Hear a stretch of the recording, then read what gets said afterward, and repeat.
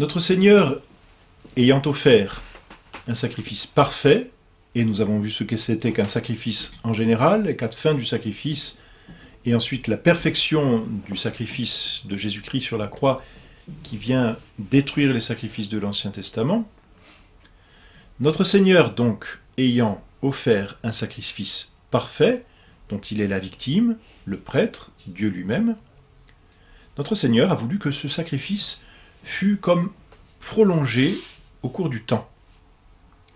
Il a institué pour cela un sacrement, qui est aussi un sacrifice justement, qui est le renouvellement de son sacrifice. Il n'y aura pas d'autre sacrifice que celui de notre Seigneur parce qu'il est parfait, parce qu'il est unique. Et nous l'avons vu dans la leçon précédente. Le sacrifice de notre Seigneur est unique parce que son sacerdoce est éternel et parce qu'il est Dieu. Son sacrifice est parfait parce qu'il est victime parfaite, prêtre parfait, agréé de Dieu. Maintenant, comme il est propre à l'homme, n'est-ce pas, d'offrir un sacrifice à Dieu, et que le bon Dieu ne détruit pas la nature humaine, eh bien, notre Seigneur a voulu que les hommes continuassent d'offrir un sacrifice. Mais pour qu'ils puissent offrir un sacrifice parfait, eh bien notre Seigneur a fait en sorte que son sacrifice de la croix fût prolongé tout au long du temps. Il a institué la messe. Voilà ce que c'est que la messe. La messe, c'est le prolongement du saint sacrifice de la croix. Notre Seigneur a prolongé son sacrifice pour qu'il puisse être offert tout au long du temps par tous les hommes à Dieu et continuer d'être agréé de Dieu, d'apaiser la colère divine et d'obtenir des grâces. Il a institué pour cela la Sainte Messe. Et qu'est-ce donc que la messe? Ce n'est pas un simple repas, ce n'est pas une simple réunion ou une assemblée. La messe, théologiquement, et ça ne peut pas être autrement, sinon c'est détruire la messe, c'est détruire le sacrifice, c'est détruire la religion. La messe, c'est le prolongement du saint sacrifice de la croix. Autrement dit, et de façon plus théologique, c'est le renouvellement non sanglant du sacrifice de la croix.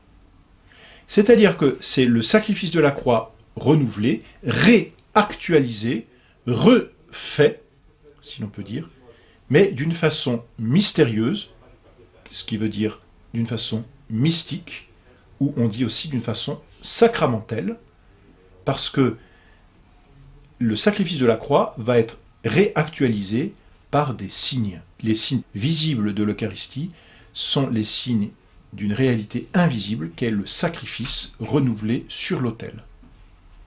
Le mode change, mais le sacrifice est le même. Le sacrifice de la messe, c'est le sacrifice de la croix. Le sacrifice de la messe contient tout ce qu'il y a à la croix. Il y a quelques différences, mais il y a plus de ressemblances entre le saint sacrifice de la messe et le saint sacrifice de la croix. Pour qu'il y ait sacrifice, nous l'avons dit, il faut qu'il y ait oblation, il faut qu'il y ait destruction et il faut qu'il y ait communion. Sur la croix, n'est-ce pas, l'oblation, c'est notre Seigneur qui s'offre, et la destruction, c'est précisément le moment où notre Seigneur meurt, et justement le sang qui coule et qui s'échappe vraiment du corps de notre Seigneur, eh bien manifeste le plus cette destruction. La mort, séparation de l'âme et du corps, et on peut dire d'une certaine façon séparation du corps et du sang. Eh bien notre Seigneur va instituer le sacrement de la messe, le sacrifice de la messe, où on va tout retrouver ces éléments. Simplement, notre Seigneur s'offrira sous les apparences du pain et du vin. Et c'est là le mystère, parce que c'est un mystère, un vrai mystère du saint sacrifice de la messe. Il y a à la messe une victime qui sera immolée, qui sera offerte par le prêtre et pour apaiser la colère de Dieu. Il y a une victime. Sur la croix, notre Seigneur est présent avec ses dimensions propres, n'est-ce pas, avec son corps. Il est visible. Sur l'autel, notre Seigneur est présent, mais par mode de substance sous les espèces sacramentelles du pain et du vin. C'est un mystère, et c'est là aussi que le sacrifice rejoint le sacrement. On l'a vu dans les leçons sur le sacrement, eh bien, le sacrement ici, de l'Eucharistie, qu'est-ce que c'est? C'est le signe sensible, le pain et le vin, d'une réalité invisible, la présence de notre Seigneur. On l'a vu, n'est-ce pas? Mais ici, on voit comment le sacrement et le sacrifice se rencontrent précisément. Notre Seigneur est présent, ici, véritablement, comme victime. Le mot hostie signifie victime. C'est la définition même du mot hostie. Notre Seigneur donc est présent à la messe, sur l'autel, d'une façon non pas corporelle, mais d'une façon substantielle. Non pas avec ses dimensions propres, mais sous les apparences du pain et du vin. Mais nous le savons, ce n'est plus du pain, ce n'est plus du vin, il n'y en a que les apparences, c'est notre Seigneur Jésus-Christ réellement présent. Réellement présent, il faut bien le tenir. C'est une réactualisation du saint sacrifice de la croix. Il y a donc la même victime, notre Seigneur, présente physiquement, présente substantiellement à la messe. Physiquement, pardon, sur la croix, substantiellement à la messe. Il y a ensuite immolation. Alors, sur la croix, c'est très clair. L'immolation ici, elle est sanglante. Notre Seigneur souffre, et on parle bien de passion. Donc il y a vraiment une souffrance. C'est ce que veut dire ici la passion.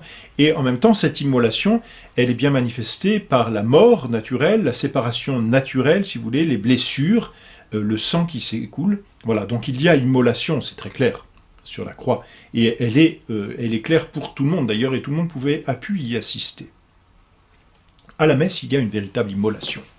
Mais là encore, de la même façon que la présence de notre Seigneur à la messe est substantielle et mystérieuse, on dit sacramentelle, c'est-à-dire sous les apparences du pain et du vin, sous un signe sensible, c'est ça, sacramentelle, alors que sur la croix elle était physique, eh bien à la messe, l'immolation est aussi sacramentelle.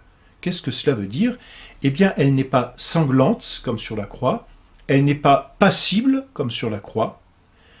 C'est-à-dire qu'à la messe, notre Seigneur, ne souffre pas comme il a souffert sur la croix, et pourtant, il y a véritablement séparation du sang et du corps, et cette double consécration à la messe, du corps d'abord, puis du sang, manifeste la réalité de l'immolation de notre Seigneur sur la croix. Et cette double consécration est si importante que sans cette double consécration, il n'y a pas sacrifice, c'est-à-dire qu'il n'y a pas immolation ou séparation. Vous voyez, la séparation des espèces, c'est-à-dire du vin et du pain, signifie, et c'est là le sacrement, signe visible d'une réalité invisible, signifie réellement la séparation ou l'immolation de la croix. Et comme notre Seigneur est réellement présent sous les apparences du pain et sous les apparences du vin, eh bien, il y a plus que signification, il y a renouvellement du sacrifice de la croix. C'est très important, c'est mystérieux, mais il est là, le saint sacrifice de la messe, renouvellement du saint sacrifice de la croix. C'est absolument identique, c'est le même sacrifice, c'est le mode qui n'est pas identique. Dans l'un, il est sanglant, dans l'autre, il est non sanglant. Dans l'un, on peut dire il est actuel, dans l'autre, il est réactualisé. Et dans le premier, il est visible, dans le second, il est invisible. Et dans le premier, on dira il est réel, dans le deuxième, il est réel, mais sacramentel, c'est-à-dire sous les apparences du sacrement. Très mystérieux. Et vous voyez comment la messe est quelque chose d'absolument, enfin, le plus grand mystère, finalement, où notre Seigneur continue de s'offrir sur l'autel. Voilà. La consécration est donc ce moment très important de la messe qui réactualise l'immolation. Ensuite, avec l'immolation, il faut une offrande. Le sacrifice est offert par un prêtre, n'est-ce pas? Eh bien, le prêtre sur la croix, c'est notre Seigneur, vrai prêtre d'un sacerdoce éternel. Sur l'autel, notre Seigneur s'est choisi des ministres qu'il investit de son propre pouvoir. C'est pourquoi on dit qu'au moment de la consécration, c'est-à-dire de cette offrande et de cette immolation, le prêtre agit in persona Christi, dans la personne même du Christ. Le prêtre est comme dépouillé, dépossédé de lui-même, et à ce moment-là, c'est comme si notre Seigneur l'investissait totalement et prenait la place de son prêtre, et c'est ce qui se passe en réalité, pour offrir ce sacrifice. Voilà ce que c'est aussi la beauté du prêtre, et on voit bien aussi là le lien qui existe, et on en reparlera plus tard, entre le prêtre et le sacrifice. Voilà, donc il y a un prêtre, et le prêtre à l'autel est un autre Christ. Et enfin, le sacrifice de la croix est d'abord offert pour apaiser la colère divine. Et il mérite des fruits pour tous, et notre Seigneur ainsi répare les péchés de tous les hommes. Par la messe apaise toujours la colère de Dieu, et répand ses fruits sur les hommes qui veulent bien assister et communier à la messe. Là où sur la croix notre Seigneur a accumulé, si l'on peut dire, et mérité tous les fruits nécessaires pour le salut de tous les hommes, là, à la messe, ces fruits sont distribués aux âmes. Et donc les âmes ne se sauvent que dans leur union à la messe, c'est-à-dire à la croix. Voilà donc pour la messe, le sacrifice de la croix est réalisé vraiment par l'immolation de notre Seigneur Jésus-Christ, mais le sacrifice de la messe, cette immolation est réalisée par la double consécration. Et la messe va appliquer aux âmes les fruits mérités par notre Seigneur sur la croix. Et comme ces fruits sont super abondants, la messe a une valeur absolument infinie. On reparlera de la nouvelle messe et du sacerdoce, mais vous voyez qu'on a tout désacralisé. On a complètement détruit par cette nouvelle messe le problème de l'immolation, de l'offrande, du sacrifice fait à Dieu, de l'apaisement, de l'apaisement même de la colère divine. Et par cette nouvelle messe, que de prêtres s'attirent et se sont attirés sur leur propre tête la colère divine, n'est-ce pas? Certainement, en désacralisant, en rendant cela de façon purement humaine et en ôtant tout ce qu'il y avait vraiment d'union au sacrifice de la croix, eh bien c'est notre Seigneur qui est bafoué. Vous voyez qu'on ne peut pas changer à la messe et à ce mystère aussi facilement. Voilà donc pour ce saint sacrifice de la messe. Voyez, et peut-être que si c'est, par les leçons précédentes sur le sacrifice et la perfection du sacrifice de notre Seigneur, on comprend mieux ce qu'est la réalité du sacrifice de la messe et l'importance que doit avoir dans nos vies le saint sacrifice de la messe.